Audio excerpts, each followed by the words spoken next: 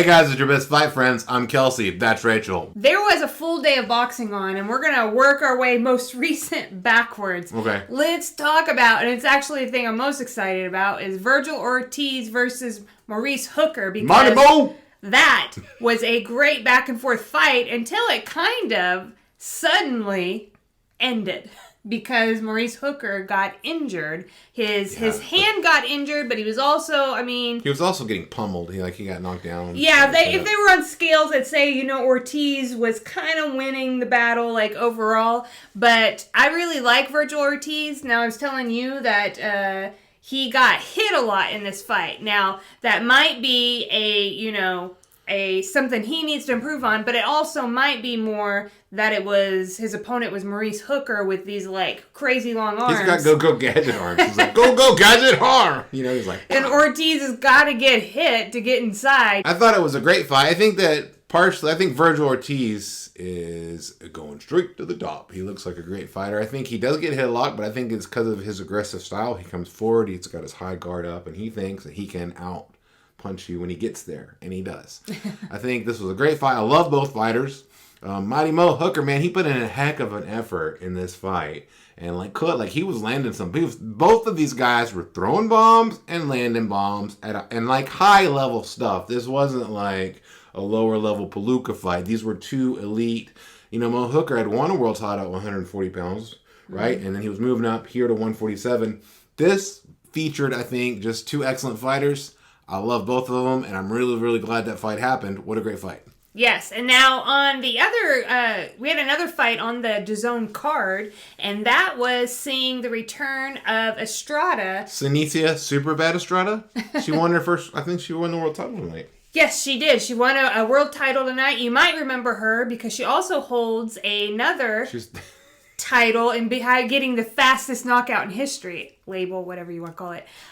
That amazing spectacle. Ridiculous, but... it was, yeah. She does hold that record. That's why you have commissions, supposedly. Right.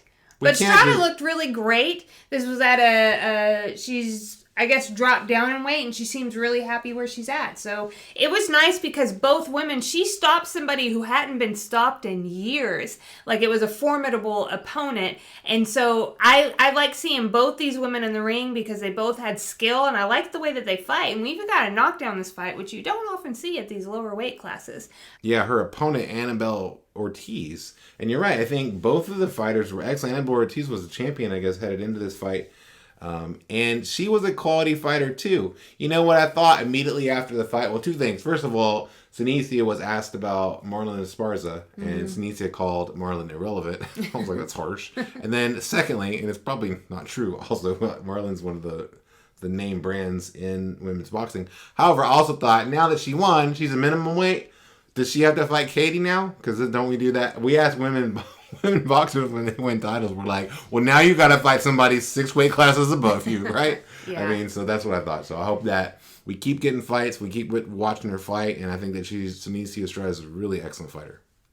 This afternoon, at least for us in our time zone, we got to watch the return of Artur. Is it Artur? Artur Beterbiev. Did I say it right? You did. As far as I know. Who reminds me of Khabib Nurmagomedov, which I also have trouble saying a name. I was hoping he was going to remind you of me. But why we did saw you laugh him so hard? In a return. He hadn't been in the ring for a little bit against Adam Danes. Guys, I'm probably just never going to know how to pronounce names. So we're just going to... but I wondered if this was a stay busy fight after it came on because I was like, what's going on in this weight division? You know what I mean?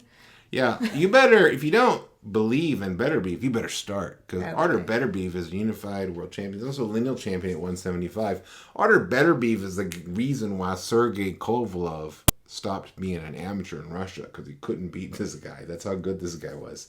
He's legit. He's a really great fighter. I'm excited about him. When I was watching, I was thinking, I was like, I wonder if Andre Ward could beat this guy. Beterbiev's, the way that he boxes can appear crude. He gets hit maybe a little bit, but he's very aggressive. He's a lot better boxer than most people give him credit for. He's knocked out every opponent that even stayed intact in this fight as well. Although he didn't just like wallop him like he does most everybody else. Of course, he had been off for, they showed like the graphic, it was like 500 and something days he hadn't fought. So I'm excited about the 175-pound decision because he's in it. And also, I would love to see him fight Dimitri Bivol, the other really, really good 175-pounder there. I think they're both ranked at the top of the division. So, and then maybe one day he'll fight Canelo. Canelo goes back. That's the fight, right? That was, I saw some people asking, do you think that Canelo could beat Beterbiev? I'm not sure. So I love Canelo, and he has amazed me like time and time again. But when I saw him like in the weigh-in next to Kovalev, in the ring with Kovalev, his skill, him in the light heavyweight division might be the truest like example of skill over size. And he might be able to be successful at that weight class because of his skill. But man, when I saw that size difference, I was like, and then so seeing Beterbiev and like, he's just like, it seems tough. So I'm glad that Canelo's gonna, looks like he's gonna clear out the division below. And I'm good with that. But, I don't know what the future holds.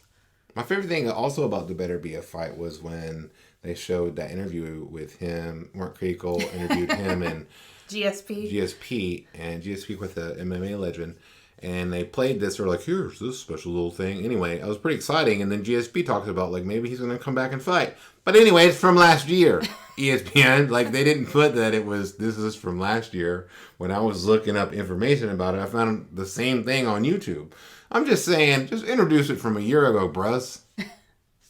I wasn't paying close enough attention, so I thought maybe we missed them. We might have. I mean, I guess we should assume that they did, maybe, but I don't think that they did. They didn't make it. I was not like I was not paying attention. I mean, maybe I was tweeting something.